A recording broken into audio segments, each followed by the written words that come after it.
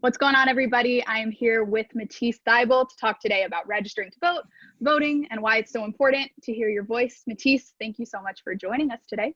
Good to be here. So you talked a lot during the restart about why it's so important to vote. Obviously, you wore vote on your jersey. So maybe for folks who weren't paying as much attention during the restart, do you mind telling us why voting is so important to you?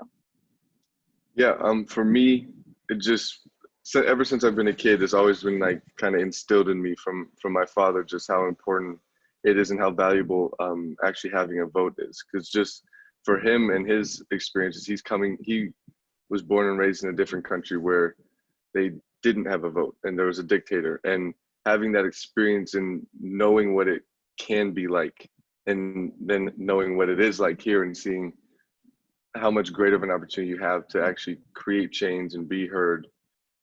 It's something that we take very, very seriously in our family. I think that's something that we should take more seriously as a country, just because I think at times it can be taken for granted because for a lot of people, this is all we know. But it's a big world out there and it's not all the same across the board. So I think for me and for us that it's really important to take advantage of the opportunity that we have to make a vote and have a vote and hopefully make some change.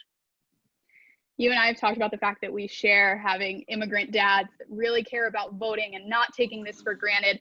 What are some of the things that he's told you about in the past, like personally for him? Why is it so important? One of the big things is just, honestly, one of them is just censorship, just actually being able to have an opinion and being able to express that opinion in a way that it can actually be heard and make change with a vote, because in a lot of places you aren't necessarily given that luxury. And out here we have it in freedom of speech, and then we have it in the right to vote. So if you're 23 years old, that means you have voted before? Yes, once. What was that experience like for you? Like, what do you remember about going to vote for the first time? So for me, we lived on the West Coast, so in Seattle, and it actually was, I didn't realize how difficult it is to vote in some places. And I thought it was all just as easy as it was out there, because we got our ballot in the mail, filled it out. I was in college at the time, and we had probably 3 or 4 places that you could drop your ballot just on the campus alone. So it was really a no-brainer, because you walk by at least one of them every day on your way to class. So it was really hard to make an excuse not to vote, because it was just so easy and so in your face. So now this time around, realizing, one, it's a little bit harder just for everyone, but just how in some places, and obviously for us in Philadelphia, that it's not that simple for everyone. And it's been an interesting learning experience for me. So you talk about Philadelphia, and voter turnout in Philly has been on the rise lately. There was a significant increase in people that came out to vote for the local elections last year. But among the people that registered last year, only 28% actually voted. What do you feel when you hear a statistic like that? It's tough. I mean, I think, what was it for the country? It was like 30 or 40% actually showed up to participate. And I think a lot of people use the excuse of, well, what's one vote mean in the grand scheme of things? But when you give 1 million people that same mindset, now that's 1 million votes. And I mean, you don't even have to scale it up that big. There were some states, I think Florida might have been one of them in the last election, where it was a couple hundred or a couple thousand votes that kind of were the deciding factor. And I think just instead of taking this stance of, well, someone else will take care of it, I think that we need to take more pride in doing it ourselves and being the catalyst of change in our cities. Something else you talked about in the restart, speaking of sort of being a catalyst for change, you say that you think our generation has the ability to really change the way that things get done in this country. And you said that you feel like people your age are really invigorated and motivated to make a difference. Why do you think that is? I think just seeing that we've kind of broken the mold of just following suit with what has been done for years. And I think with this generation especially, we're questioning a lot. And with that, there's just things that don't make sense, and we're finding new ways to go about it. So I think especially this year, I've spoken about it before, but education on voting is something that isn't really done.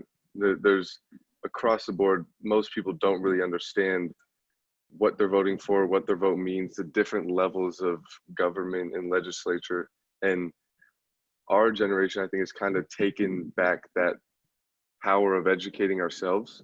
And so we can step forward into this experience with knowledge, and with knowledge comes power.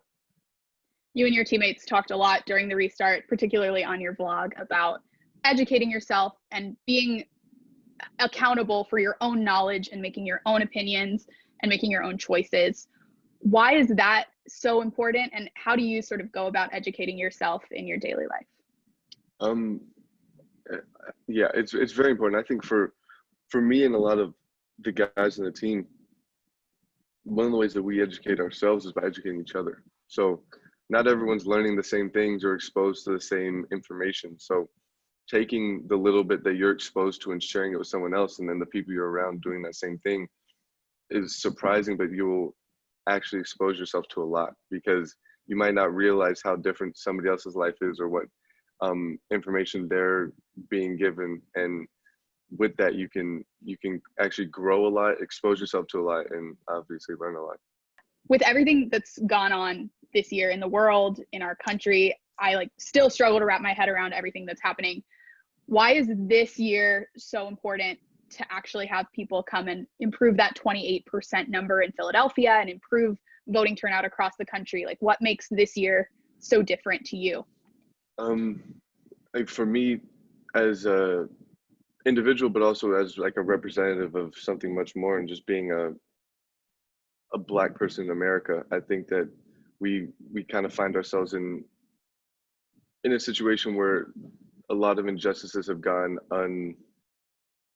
unattended to or unspoken, and it's just kind of been swept under the rug. And with things that have been happening recently, a lot has been coming to light, and it's shined a light on people in power who are kind of letting these things go without punishment or without any sort of justice in that sense. And I think it's really important that moving forward, this is something that we attack head on and force some sort of change. And in my eyes, it starts with getting those people who are in the position to make change and aren't doing their job, and making the change, and making sure everything is held accountable for, and more importantly, that there's equality amongst a country that prides itself on freedom and equality. And I think that, for me, obviously, as a Black person in America, but also just as an athlete and someone with a platform, it's important to share this stance and opinion. But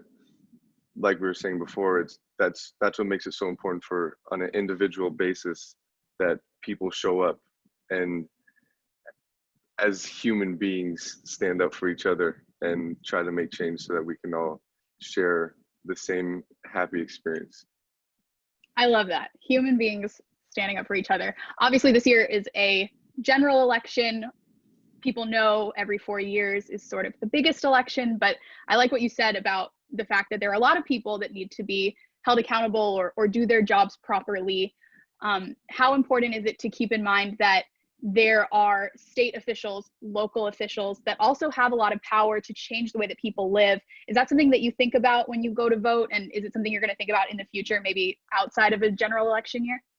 Yeah, for sure. And especially being a part of a new city for me, and just learning about how things work here, and what life is like. I think that it's really important, because it all starts, obviously people like to say it goes from the top down, but you have to take account for your local area, because people forget that the states have a lot of governing power that can't be touched by the president, and we need to take control of that just as much as we need to take control of the presidency. And I think that's a huge part of educating yourself and being an active participant in your community.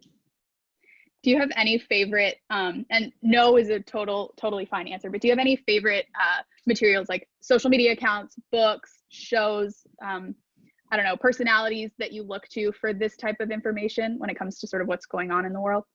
Not really. My dad's a lot of it. My dad, Tobias, it's mostly people. And then with certain information, I'll just go do my own due diligence. Well, that's huge because those are people that you trust, and they're people that obviously do their research as well.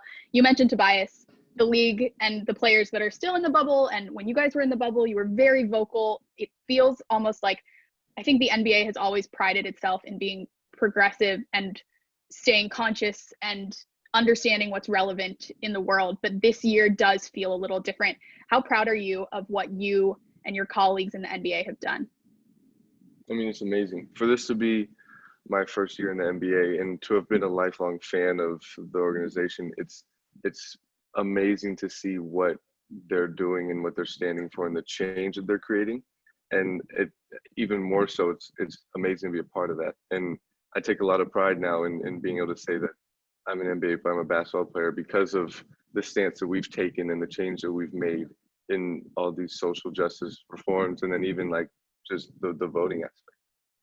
When you look back at the last few months, you obviously marched in Philadelphia, and then inside the bubble, you were very vocal about the change you're hoping to see in this country.